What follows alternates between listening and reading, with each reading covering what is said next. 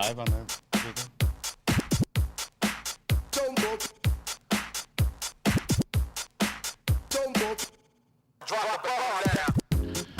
All right. Well, happy Friday, everybody. Excited to be here today. It's not every day we get a best-selling author on the show, but if you're just tuning in, this is This Pink Cloud, Season 2, Episode 35.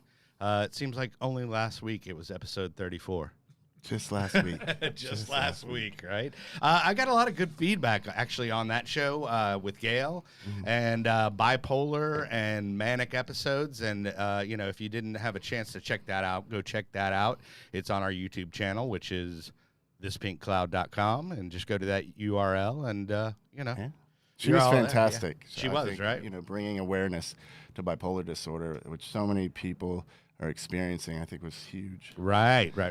Hey, so speaking of fantastic, I'm DJ Kelly Reverb. No, I'm just kidding. And the lovely, talented, bearded wonder, Dusty Burrows from Sobar Basics. Also, LPC, LCDC. Got to get those thank you. letters in there. And then with him is the Brian Cuban. How you doing, guys? I want to say you'd be amazed how long a week can last. Absolutely. Or a day. Yeah, but before we get into talking about him being a best-selling author and international speaker, lawyer, and recovering addict, I want to hit our sponsors. That's how I do it real quick. Right. www.summersky.us. That is 888-857-8857. Summersky.us. It's a great facility out in lovely Stephenville, Texas. I went there. I got 14 months. There you go, dude. It can work. Congrats. And then also, if you're looking for that long-term care in the DFW area, we have Cardinal House Sober Living, and that is cardinalhouserecovery.com, and that is 918-998-4223. Once again, that is 918-998-4223, and I love it. That's old Josh and Ricky out there. They run a tight ship, and if you're looking for that accountability, you can't navigate it on your own. Get with the guys at Cardinal House. They're I good just dudes. saw Ricky yesterday. Thanks for the chocolates, Ricky. And we'll be spending some quality time with Josh this weekend. Right. Yeah. All right. So, like you really need an introduction, I think pretty much everybody might know you actually from this book, which is The Addicted Lawyer, which is completely autobiographical. Oh, so you're the one who bought that. I did, and I bought You're it. the guy. You're my one sale. It was a half price book, so That's where I did my book signing. Hey, nice. Well, there you go. Funny, but so you are a best-selling author. Like I said, international speaker, lawyer, still practicing. Is Canada correct? international? I've spoken in Canada. There you go. I consider myself an international DJ because I DJ'd in Canada. That is not the U.S. I mean, it's North America. But I consider myself an international alcoholic because I drank in Mexico. Well, there you go. I did too. I did blow in Mexico as well. Have you ever known you go to Cancun in Mexico and they have on the bathroom stalls it says you will be arrested if you do cocaine. Yeah. I've never seen that before. Yeah, right. You'll lose a kidney and But they did. They had the away. signs on the stalls saying don't do cocaine. That's funny. You'll see it, just don't do it. Yeah. Right. Well, okay, so this book is actually a bestseller. And It was a bestseller, yes, when it was right. released. Yeah, $129 on Amazon. What does it like for the novice? What does that take to actually become a bestseller? Well, a lot of sales. It hit. It hit number 129 of all books on Amazon when it was released. Right. I don't know what it's at now. So it became an Amazon bestseller in the legal profession field. Right. There are different. There's mystery, this Right. and that, and this was legal profession. Well, just to bring it to myself, there's like house music, there's like breakbeat, there's techno, there's rap. Was it No, it wasn't a New York Times bestseller. It was an Amazon bestseller. I got you. Well, hey, bestseller nonetheless. Get that little orange sticker. Yeah, right. Well, I mean, that's a big deal. So, and then also you have, a new release coming out, which I don't know if you can pull up real quick. The JPEG of the book, but it's called The Ambulance Chaser. And No, there yep, you go. That is not me on the cover. Right, exactly. But this is actually a fictional work. It is my first novel. Right. So I mean that's kind of cool. So you went from autobiography to your first novel, and obviously what we're doing is cheerleading for this book because the pre-orders are going well on Amazon, but we want to get that bestseller status. I want to get bestseller, and I am also very close. Barnes & Noble has taken a huge interest in the number of pre-orders so far, and right. My goal is for them to give me national distribution instead of just my local Barnes & Noble, right? Right, And sure. And so I'm very close to that. Well, let's go. I guess we'll play the trailer for the book because I love the fact that you actually have a trailer for the book. Yes. It's like I want to see the movie now. It's a great movie. But let's just in case they don't know any, let's touch on a little bit about your life story. Sure. And I mean, because this is a show about recovery, and hey. Guess what? You're in recovery. And so is and the protagonist, Jason, and the ambulance chaser is in and out of recovery. Right. I'm in long-term recovery. I'll have 14 and a half years in October. All right. Abstinence, that's my path. Okay. But there are many others from cocaine, alcohol, and bulimia. Yeah. Binging and purging. That's another issue or not issue, but I guess disorder. Is that the? It's an eating disorder. Yeah. So it is a I mean, DSM-5 diagnosis. Body dysmorphia. Yeah, the right? body dysmorphic disorder was the underlying disorder. That is also a DSM-5 diagnosis. And what body dysmorphic disorder is, guys, since your listeners probably don't know, sure, it's when people take even a non-existent or small defect in your body and you exaggerate it in your perceived reflection. It's not a delusion, it's a perceived reflection. Right. To the point where it affects your ability to function, quote unquote, normally in life. Right. Like it would be like if somebody, I mean, I know this is a very light example, but if you get a zit, then you're like, everybody's looking at it kind of thing. Yeah. But that is, we can say that jokingly, but that is somebody has a very small defect and they might have imagined that defect, that small zit covers their entire face. Right. And they don't leave the house, or it has a very high correlation to substance use and suicide. Sure. So it has body dysmorphic disorder. Has very serious ramifications. In your case, what was body dysmorphia? Like, what did you feel? It was my stomach. I was severely bullied as a child. I was even physically assaulted, and there's a story around that, over my weight. Sure. And these traumatic incidents kind of came together, so every time I looked in the mirror, all I saw was this huge stomach. And every time someone looked at me, I imagined all they saw was that. And that first led to my eating disorder as a freshman at Penn State, which transitioned into alcohol use disorder, alcoholic at Penn State. I drank very heavily at Penn State. Sure. I continued as an alcoholic through Pitt Law. And then I added cocaine to my resume the summer of 1987 in Dallas. Right. Good year. My first of 2 trips to a psychiatric hospital after a near-suicide attempt in 2005. 3 failed marriages in between. One more, I get a free set of steak knives.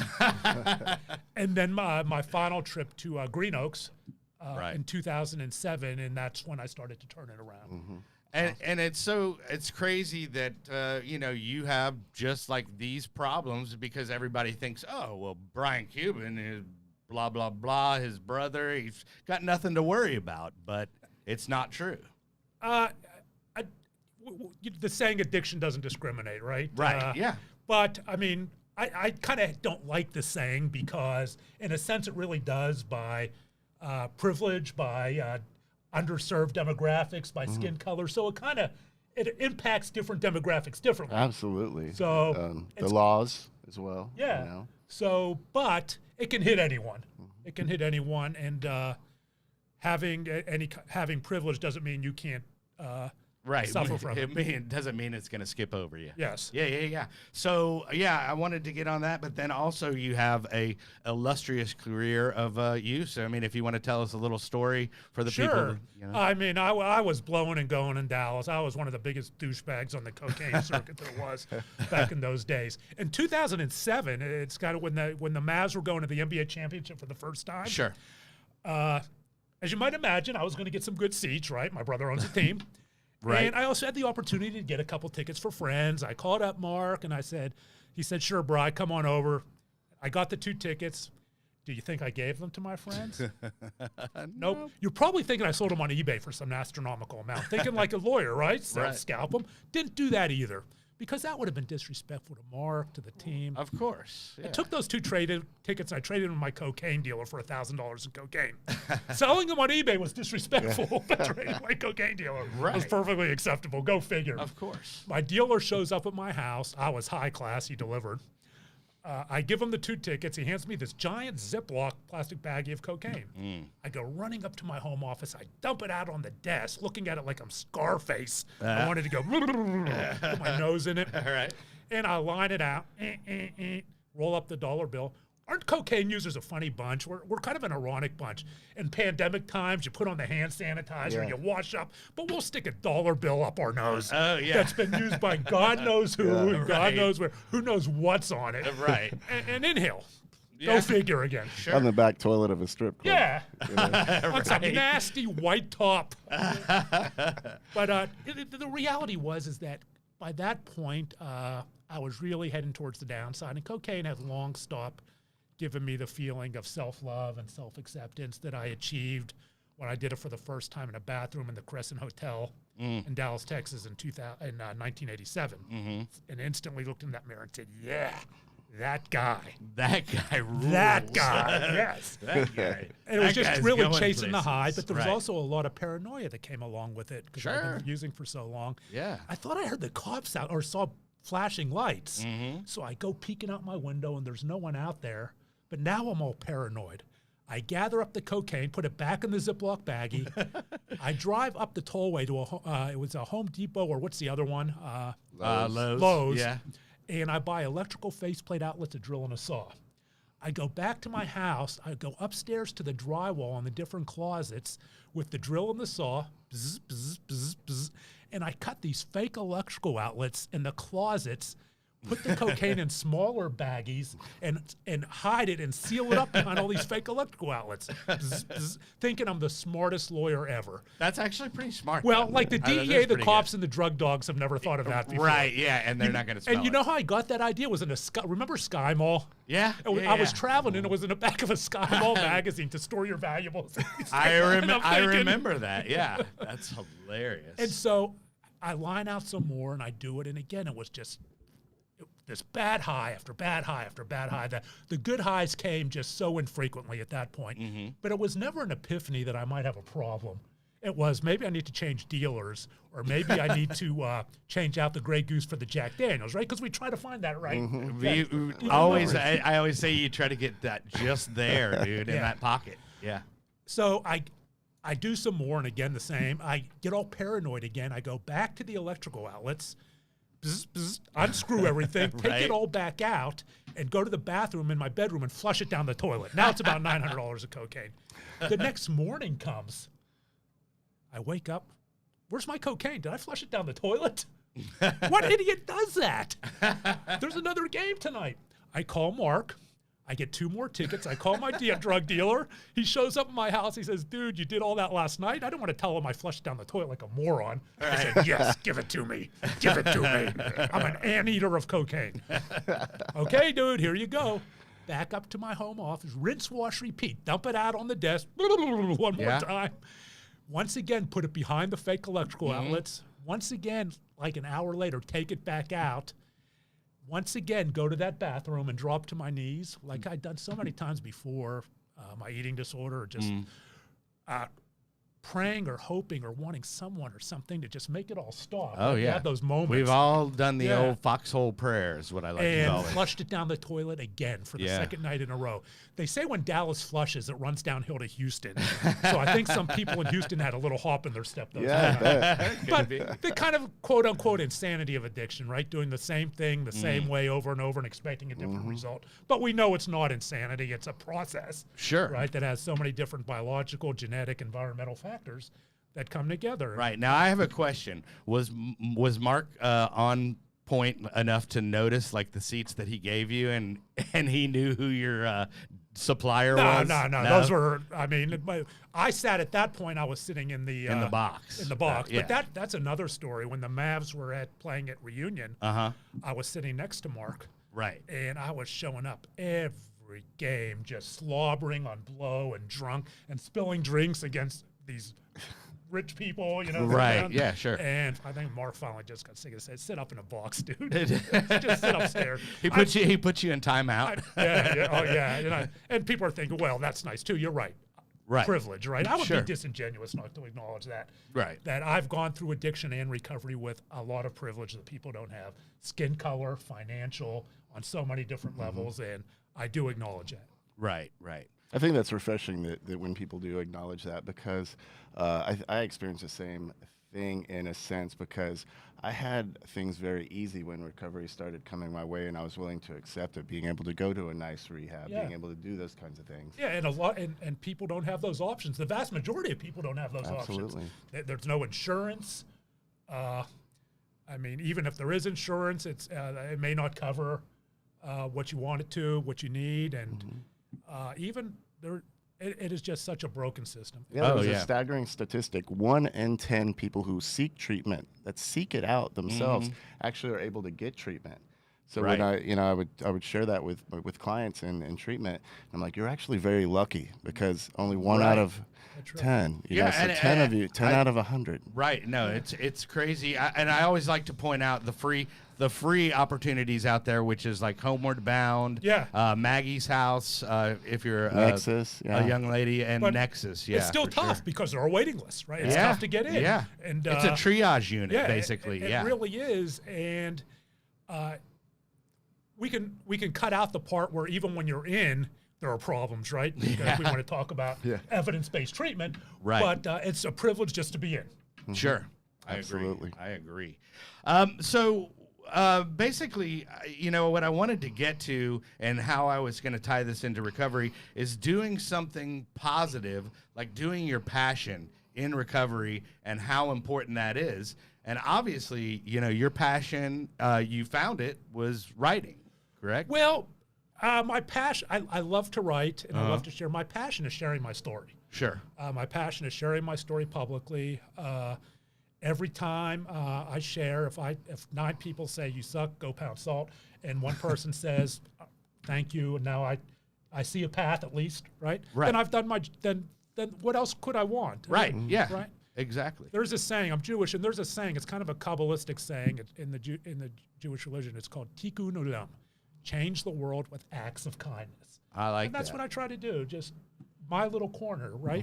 By sharing my story. Right. And I love to write too, and I share my story by writing as well. Yeah, no, I love that. And Dusty, I think that might be your new tattoo right there. I like that. Yeah. I was like, what was the saying again? Tikkun Olam. Okay. Sharing the world with acts, changing the world with acts of kindness. I think that's definitely paramount. But as I was saying, like, as far as, you know, doing something positive in recovery, so you discovered this, and then, like, was this your first book that you did? No. Was this your freshman effort, or did you have before? My freshman effort, and that really was Shattered Image. Okay. My Triumph Over Body Dysmorphic Disorder was my first book, and that was self-published. The Addicted Lawyer was not. And that was really a cathartic journey of healing. It was written for me, as many memoirs start out, right? Because it was my first time just laying it all out there.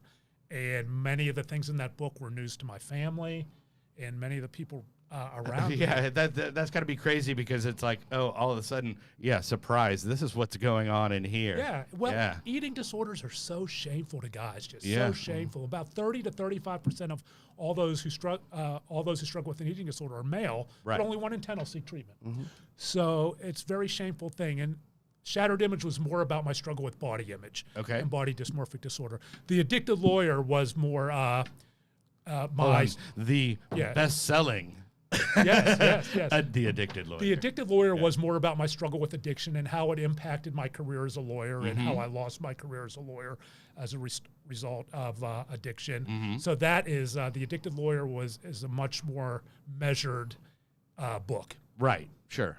And then, of course, there's the first, and I'm excited for you, man. I mean, this is a foray into something that's not autobiographical, that's actually a work of fiction. Yes, The Ambulance Chaser is my debut work of fiction novel. Right. And it is a quote-unquote legal thriller. It is about a personal injury lawyer who finds himself accused of the murder of a high school classmate 30 years prior after her remains are discovered. Right. He is arrested and he flees and he becomes a fugitive from justice to find the one person who can both prove his innocence and save the life of his abducted son. Right. And now I notice there is just a few autobiographical elements in there. Sure. The protagonist, Jason, is struggles with cocaine addiction and alcoholism. Right. He's in and out of 12-step. He struggles with his Jewish faith like I have in my life. And so, sure, they're autobiographical. I've never been accused of murder.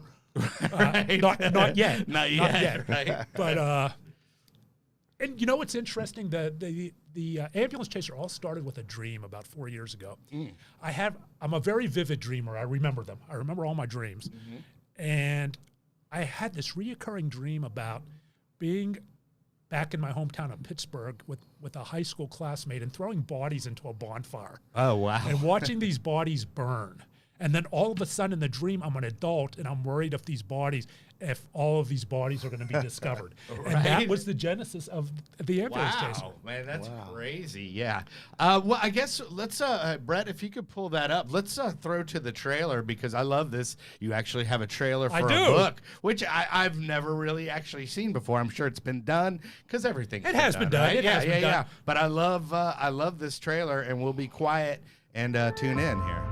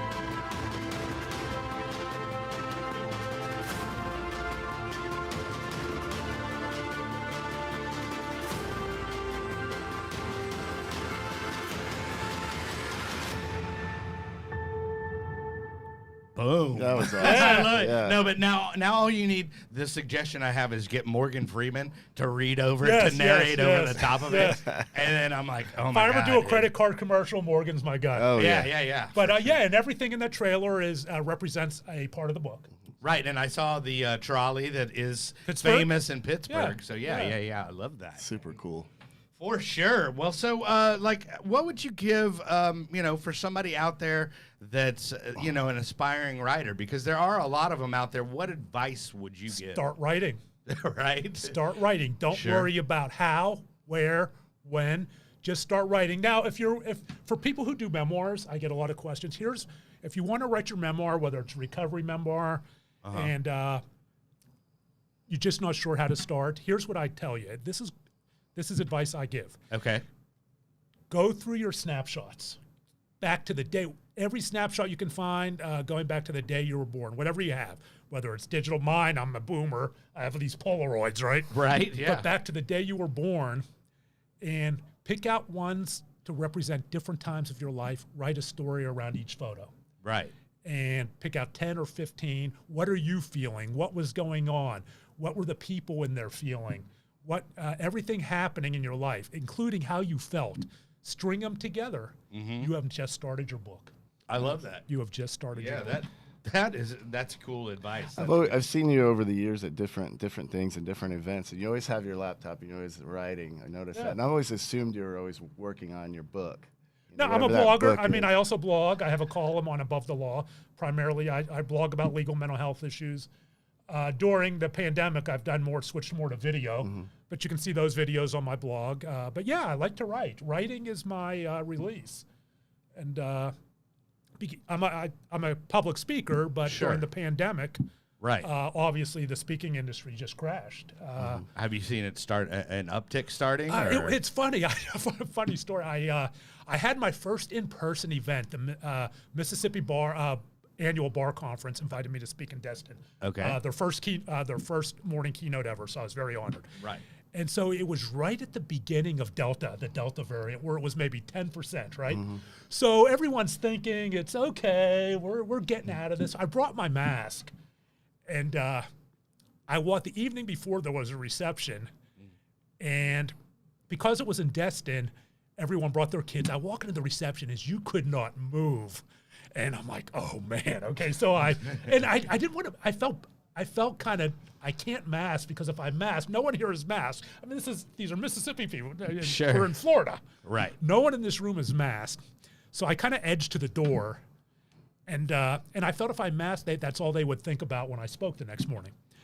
And I thought I was texting my wife, and I said, I'm going to be paranoid for 10 days. And I was texting my sponsor. For the event. And they had a good sense of humor about it. That's funny. But, and then Delta obviously went wild, and so Sure. I haven't had an event since.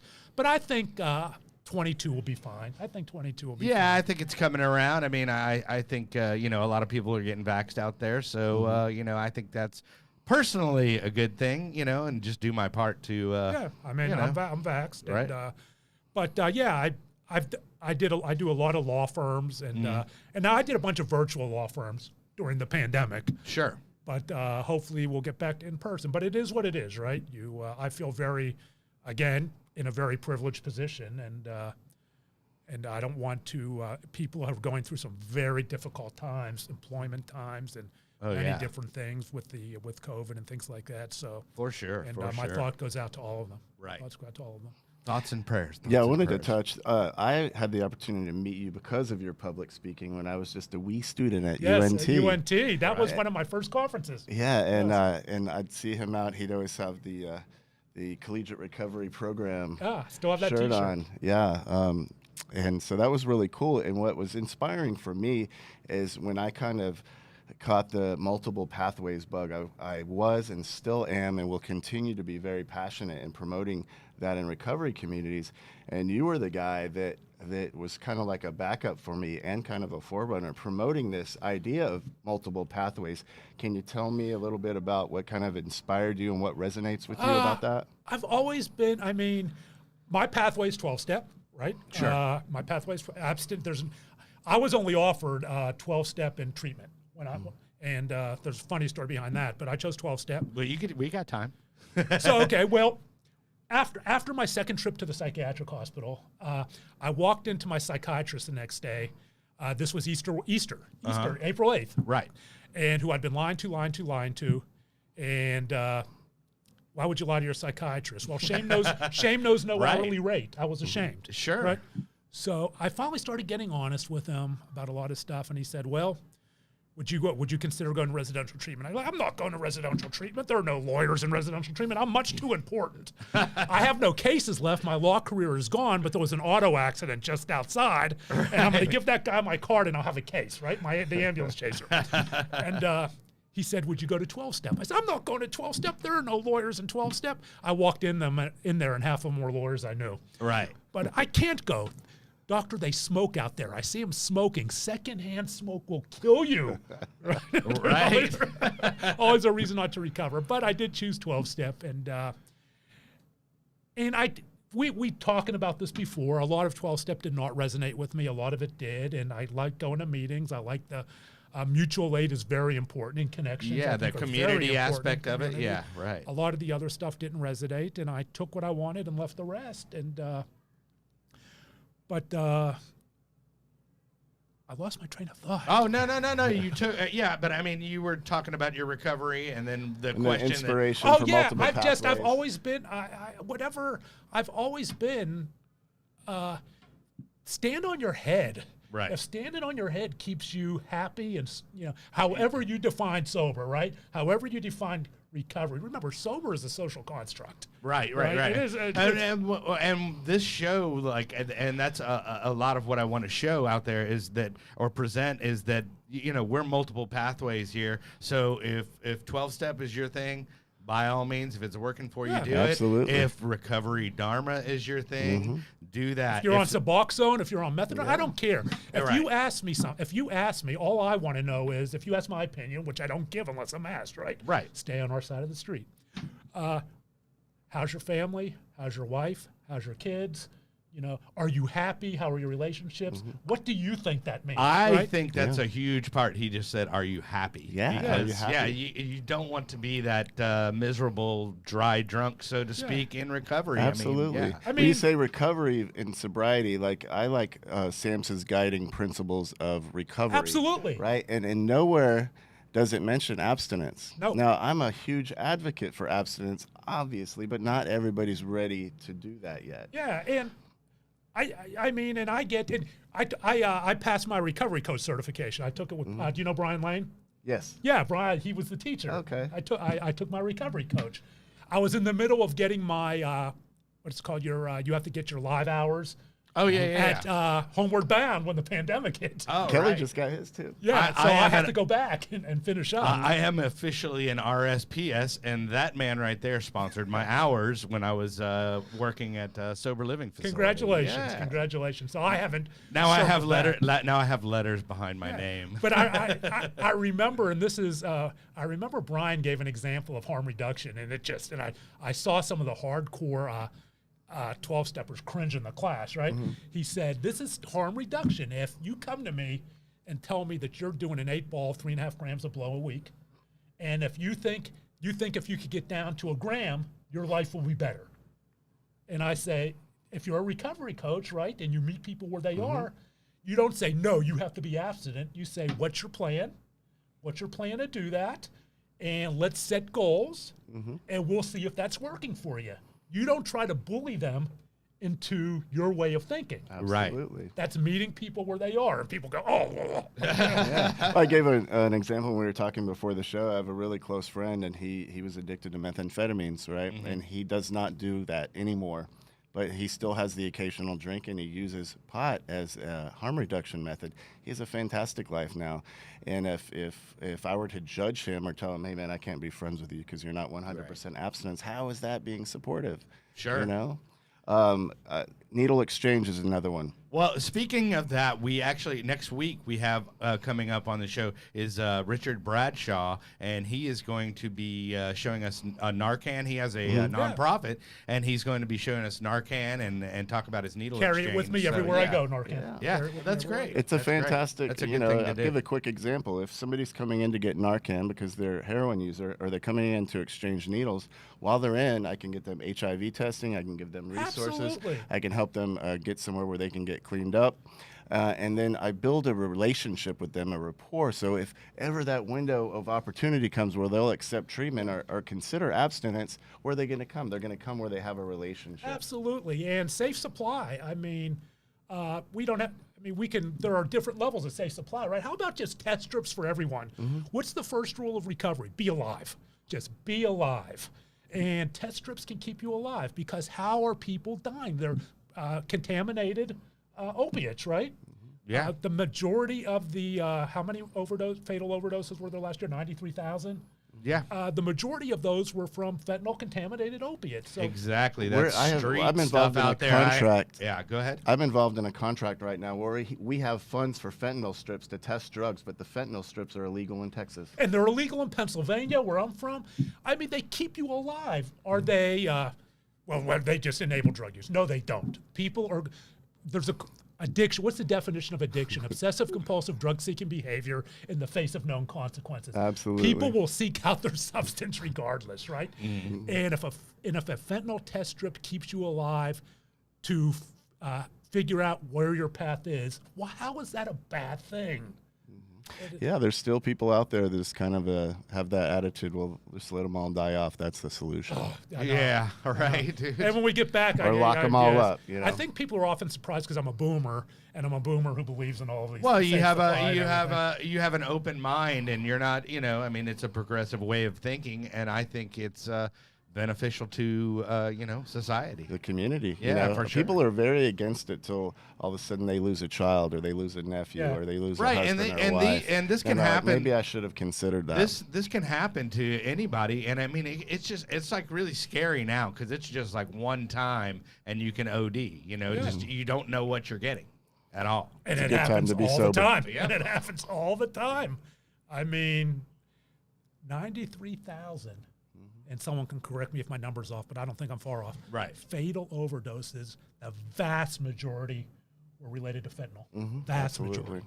I heard a story, 2 healthcare workers down in Austin took some ecstasy and died. In good shape, high-functioning human beings, good people, and just out having a good time. And if they would have had those test strips, maybe they'd be alive Yeah, today. and you don't, I mean, and we have to battle these myths too, right? No, people don't lace marijuana with fentanyl. Right.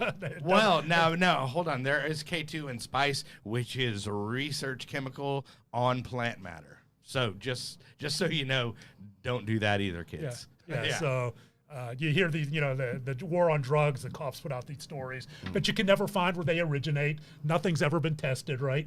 Yeah, I remember you wrote happen. something about that. That was because there are a lot of myths and fears out there that are unsubstantiated. Not to say that fentanyl won't just kill your ass really quick, but there's a lot of myths out there. Well, you have to ingest it though. Fentanyl, you have to ingest it either nose, right? Injection, mouth. But no, it's not going to kill you if it gets on your skin. And people just cringe when I say that. But I'm talking science. Am I a scientist? No. But I listen to them. I listen to toxicologists. You can't just get in the vicinity of fentanyl and drop dead. Yeah. Well, there are all these stories, police officers. Well, these are how myths get started and wives' tales, right? These are war on drug myths designed to, they get police bigger budgets for their gear and everything. They go dressed like they're on Mars. Is fentanyl dangerous? Absolutely. Can you die from fentanyl? Well, the numbers say, look at the numbers, 93,000. But people are ingesting it. It is not just trickling on their skin. It's not from being in the vicinity. Yeah, it would be nice if the education spread as quick as the lies and the myths. Yeah, you know. It is what it is, and there are people listening to say Brian's wrong. Well, who can what we write our congressman as far as regarding the fentanyl strips being legal in Texas? Yeah, you could write your legislatures. Yeah. But and I know there are people cringing at this right now. Right. But all I encourage you to do is go Google fentanyl myths. Right, and just read, and maybe you'll say, no, that's not true because this cop said this, there was this story, so I believe it. But just at least read it. Right. Well, we're on the internet, so we're right. And I stayed at a Holiday Inn Express last night. There you go. But you'd just be shocked how many people just lose their minds when I talk about that. Right. I'm not a toxicologist. Don't believe me. Google it. Look at what the toxicologists are saying. Yeah, look at the evidence. I'm only an expert in my story. I don't claim to be an expert in anything else. like that. But I do consider myself informed and try to be more informed every chance I get. Right. Well, we do have that video question of the week. It's a new feature we're doing here where I have people actually send me questions in. This week, it's from Knucklehead Recovery. Yeah. My favorite word. That is my favorite knucklehead. My dad Isn't used that that great? all the time. Yeah, that's Dan's brainchild. 2 of my favorite people in the world, that is Dan and Val. Our friend Dirty Dan with Knucklehead Recovery, and he submitted this question. So let's hear what they have to say. Dirty Dan, Stewart's Creek Elementary School. Babe. What, this hitting from Monday Night Football? No, sir. My bad. Dirty Dan and my beautiful wife Val and Bella from Knucklehead Recovery, and our question for you is... How have you had to remodel your recovery since 2020, and how do you maintain the fellowship in times of social distancing? Boom. Knucklehead's my favorite. I use knucklehead instead of swearing on social media. You're a knucklehead. That's a good one. Well, they isn't it? actually have a group on Facebook and obviously TikTok. I don't know if he's on TikTok, but I know he's on Facebook, and he has a Facebook group, Knucklehead Recovery, on there. And I have to join it just because knucklehead. There you Just go. to- Well, yeah, fun. I'll send you an invite. Please I'll do. send you an invite. It's for kind sure. of a no holds barred kind of recovery group. Right. It's a great question. Yeah, because we were touching on it earlier. It's a great question. I've done a bunch of, as far as the fellowship, I've done a bunch of online meetings. I do speaker meetings when I get asked. So that's how I've stayed because I've been very skittish about walking back into the rooms. But hopefully that will change as we go into 22. I'll be comfortable. But I do online meetings. Right. So that's that. And I tend to be kind of isolationist in nature as it is. But I've tried to maintain my mental health routine, which is mindfulness. I take a lot, with apologies to water conservationists, I take these long showers where I kind of just clear the mechanism. Right. And try to just wash out and clear my mind of all of my angst. I'm all about a long shower, a little crying game all shower. All of my negative thoughts, all of my thoughts that are not based in fact, because over half the thoughts we have every day are not based in any kind of fact. So I do that. It's your meditation. I create more right? unhealthy narratives in the shower every day that I have to get out and use my CBT tools after the shower. Right. That's funny. See, yeah. And then I try to keep my exercise routine because that is very important to my mental health. I see you all the time with the gym and stuff. I run. I see turtles passing me now, but I do something that resembles a run. Sure. And I bike, and so I try to keep that going. And I stay connected. I mean, my wife, my brothers, Mark, Jeff, and I are very close. They live walking distance to me, which is very cool. Right, yeah, for sure. And so I just try to stay with my compassionate community. Right. And let me guess. Mark lives in your back house, right behind the house. I've lived in his back houses a couple times after a few failed marriages. Right. But so yeah, I try to maintain that, and that's what I do. Right. Because it's tougher, and sitting at home really, and especially if you're already, I suffer from major depressive episodes separate from my recovery. Yeah. So I have to be careful from that. I take Lexapro to kind of balance it out. Right. But depression and addiction can occur separately. Well, I think you touched on a few of the key elements as far as when the pandemic was peaking. Was like Zoom meetings. I mean, those are all over the place. And then I wanted there's to piggyback also off what Brian was saying. Because not just the Fellowship of AA and NA having these meetings, recoverydharma.org, you can find meetings, smartrecovery.org. You have meetings all over the world. So not only can you find your tribe locally, but you can meet people across the pond or wherever you want to go if you want to stay up that late. Another suggestion I had with what we were doing with SOBAR and teaming up with the Phoenix is we were having outdoor events and practicing social distancing outside, so it cut down a lot of the risk. So if the weather's permitting, meeting in small groups even, and staying connected in the small groups too. So if you have a person in your fellowship, maybe your sponsor, a sponsee, meet in small groups outdoors. And so there's a lot of ways to navigate things during these kind of challenging times with pandemic and Delta 8 that you could still stay connected without totally taking a break from your recovery. Also, as a counselor, I highly recommend getting yourself an online therapist so you can do telehealth and stay connected and do things like work through your depressive episodes or anxiety, because these are high anxiety times. And you have the ability to meet with a counselor on your phone or on your PC or wherever you're at, basically 24 hours a day. Right. My therapist and I do it by Zoom or phone when we can't do Zoom every week. That's great. Yeah, so I think we answered that question, and I want to thank Dan and his lovely wife for that question. Yeah. Real quick, if you're looking for some help, you can go to summersky.us, and that is 888-857-8857. Once again, that is summersky.us. They are a facility out in Stephenville, Texas, where I got clean and sober. So it's working for me. And then also, if you're looking for that long-term care and you're in the DFW area, Cardinal House Sober Living, cardinalhouserecovery.com. That is cardinalhouserecovery.com. Look them up. They have a good program. The number is 918-998-4223. Once again, 918-998-4223. So that's out of the way.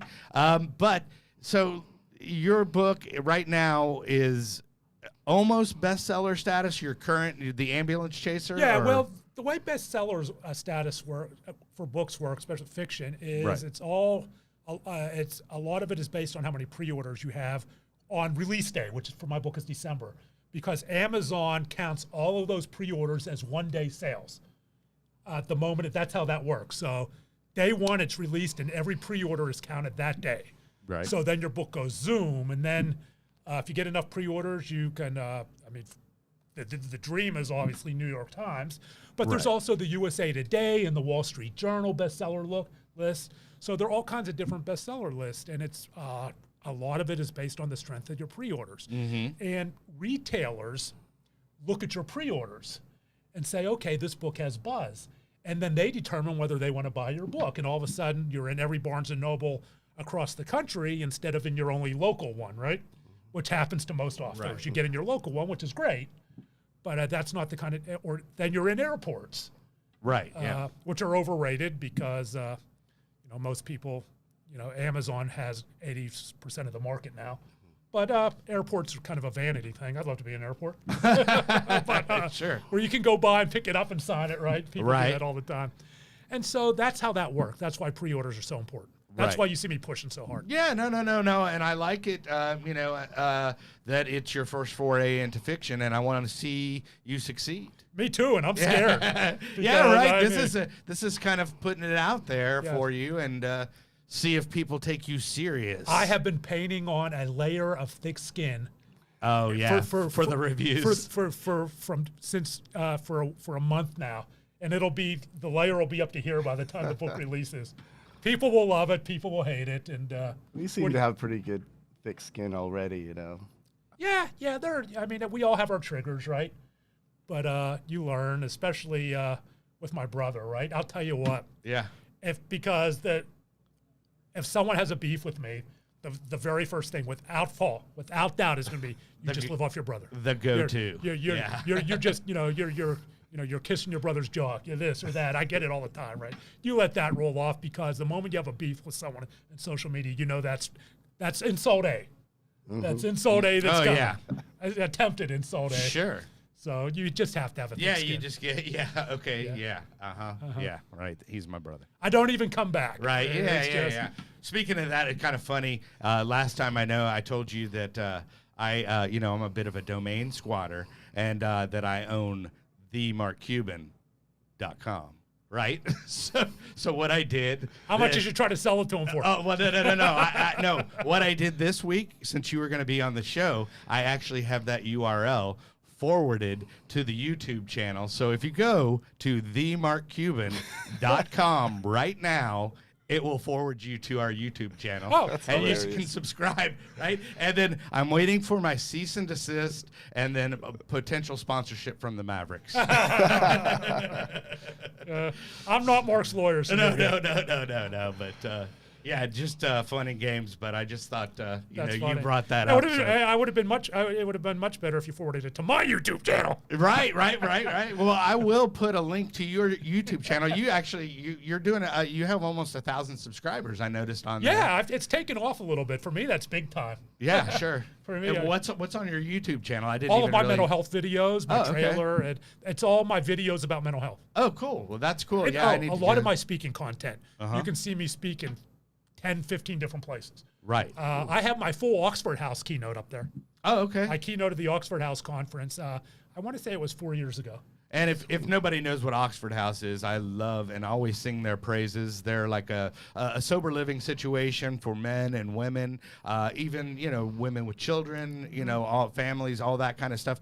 But they are an organization out there that basically it's a house by house where it's self-governing, but it's a sober living situation, and you have some accountability. Probably some of the most affordable options as well. And it's all over the United States. Yes. Sure. Yes. So I love that. But you were the keynote speaker for that. Yeah, about 4 years ago, and that full talk is on my YouTube page with a bunch of others. Sure. Well, I will have to go and watch that. So, but right now they can get your book at Amazon. Amazon, and if you're just Amazon is the best for me, but if you're anti-Amazon, if you're anti-Jeff Bezos. If you're anti-Jeff Bezos, you can go to Barnes & Noble or Simon & Schuster. Okay. Yeah, and I'm like, will you sign my pre-order on my phone? Like, yeah, it's so weird with the whole digital thing now. I even get it because I produced records as well. So yeah. Can I give your readers an offer? Yes, of course. If you by the end of the day tomorrow, the next 15 people who pre-order the ambulance chaser and send me confirmation through Facebook or Twitter or whatever, I'll give you a free signed copy of The Addicted Lawyer. Awesome.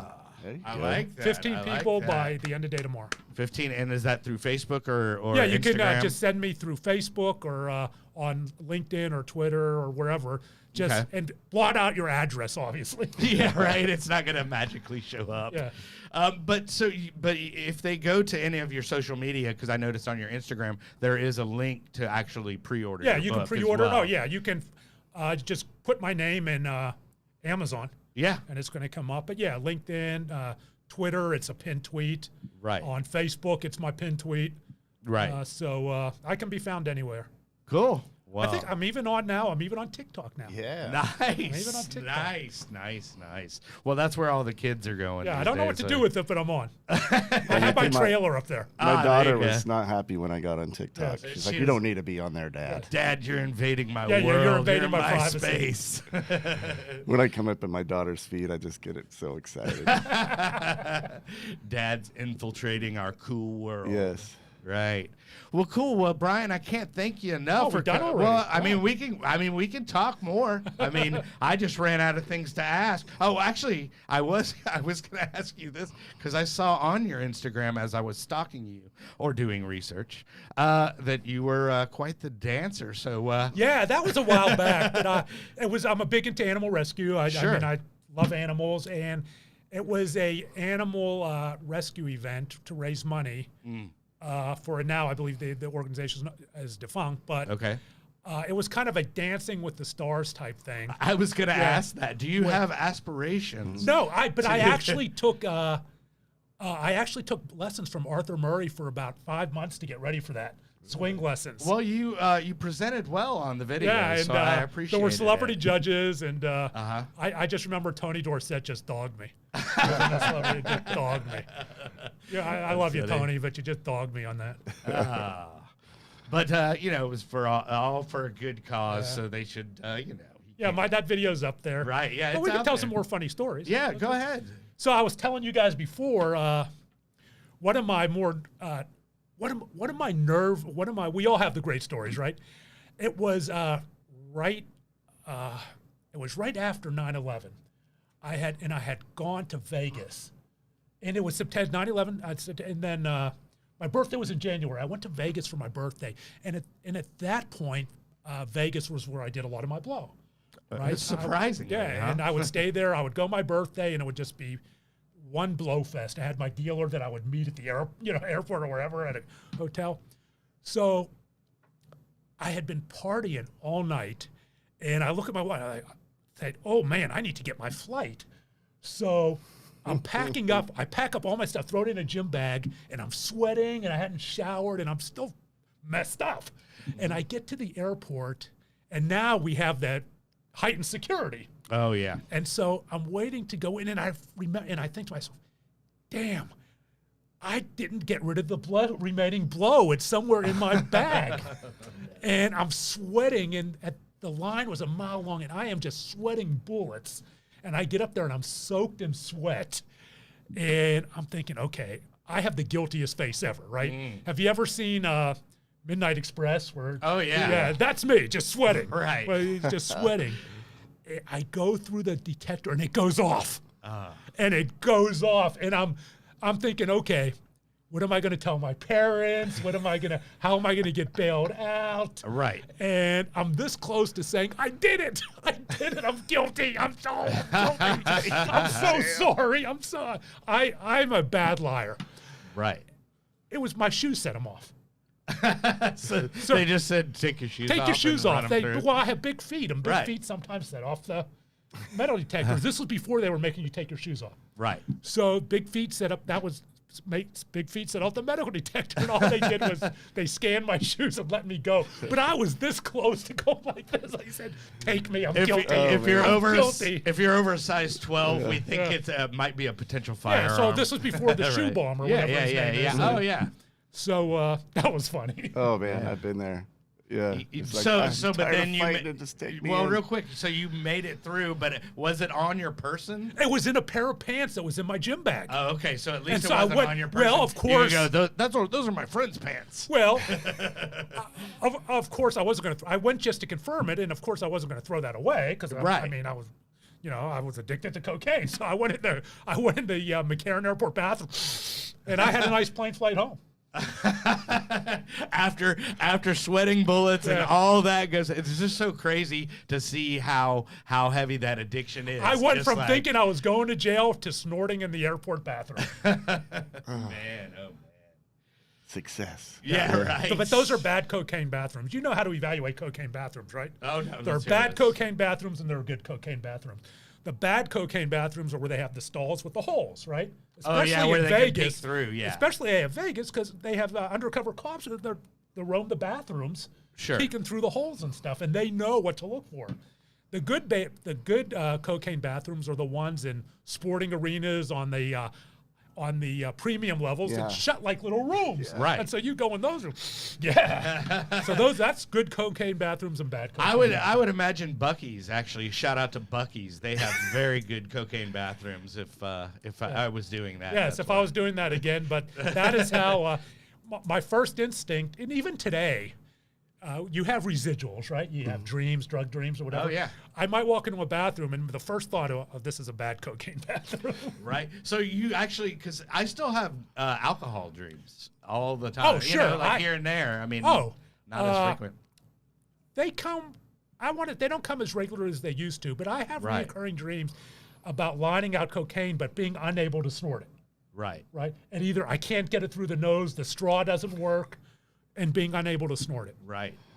I have them, and this actually comes up a lot in SOBAR. People have these dreams, and it's okay to have them. It doesn't mean that you're on the verge of relapse. It doesn't mean that you're even tempted.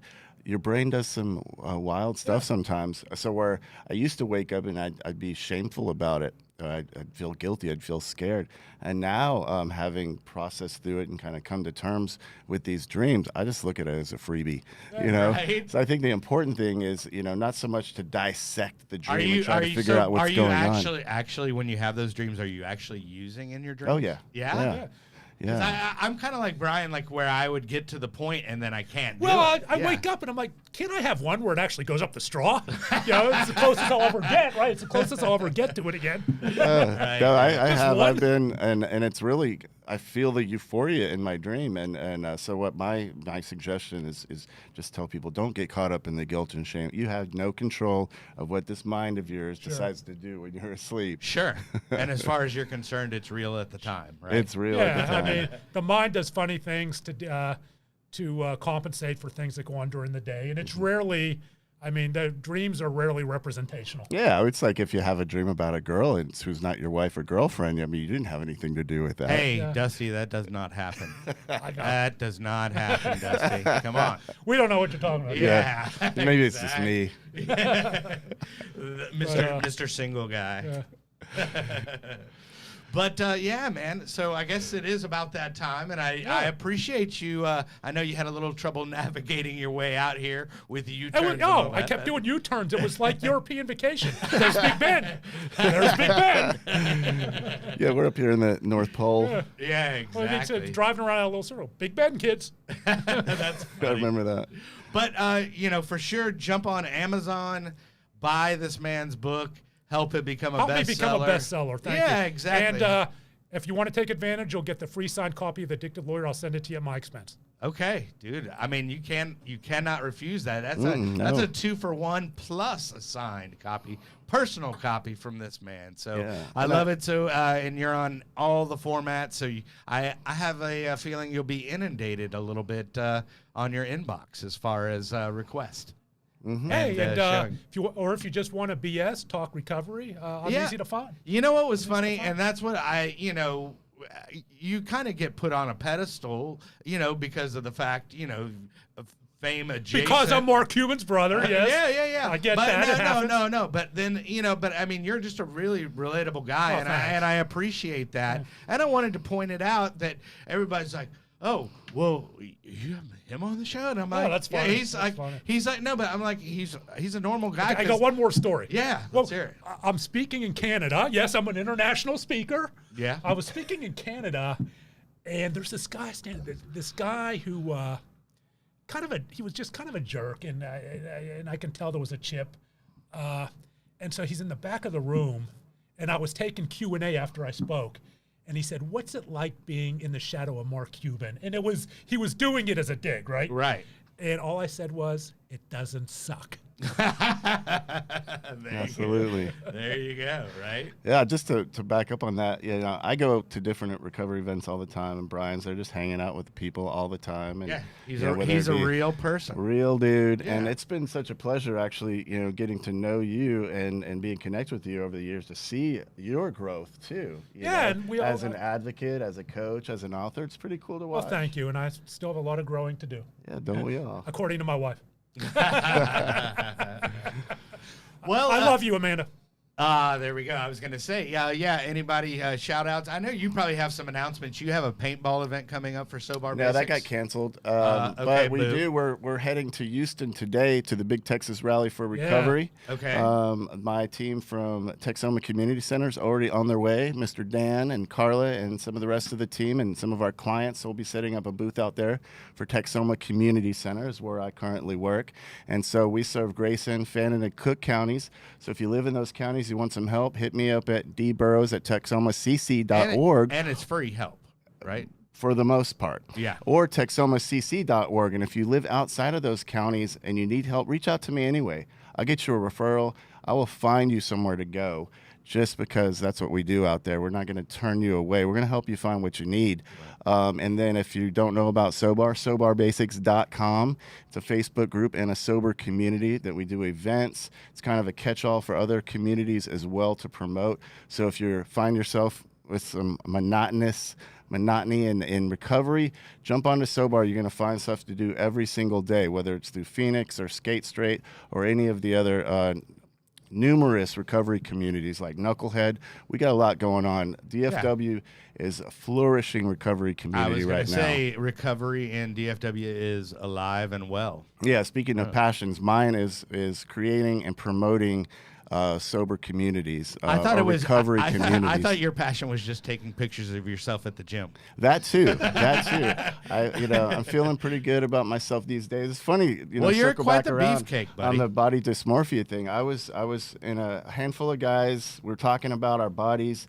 We're after the gym, and we opened up the conversation, and it's largely to do with conversations about body dysmorphia in men, which I first heard in your talk back at UNT, and we were talking about that. No matter how hard you work, there might be parts of you that you fixate on where everybody else just think it's all about vanity, and maybe part of it is, but you can become obsessed and really become down on yourself about maybe a lack of progress or a particular part of your body. And it happens a lot with men. And do you have that currently going on? I have a funny nipple, you know. Well, we joke about that. Yeah, sure. I actually end up addicted to anabolic steroids. Back in the early 2000s, I almost lost my leg from using a dirty needle. Wow. And so body dysmorphic disorder has a high correlation to steroid, for a lack of a better term, abuse. Mm-hmm. Right. Absolutely. So, yeah, I'm glad we got to touch on that because that's a real thing out there.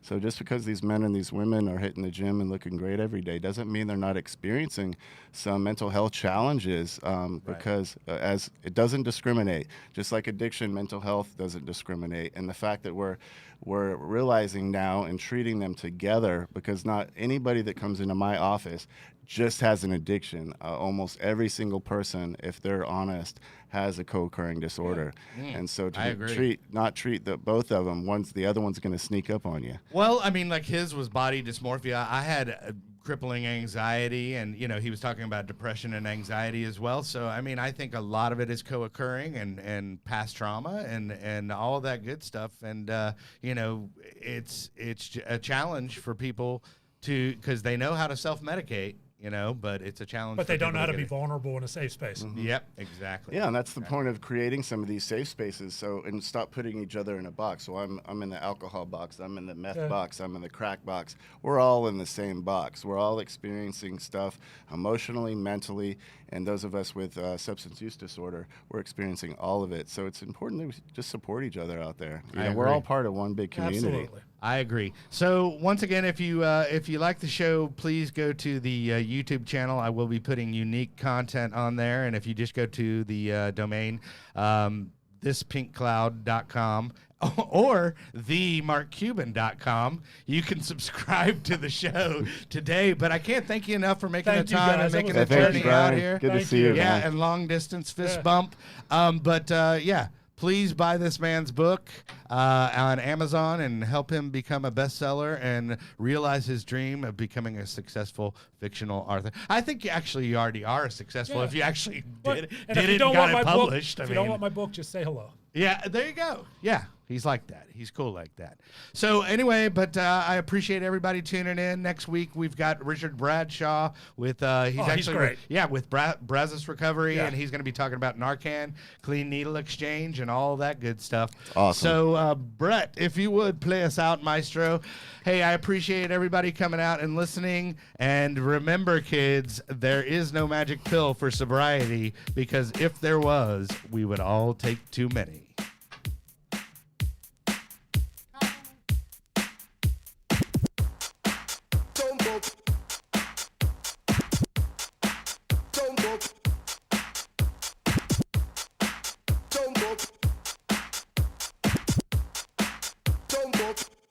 Drop the bomb now.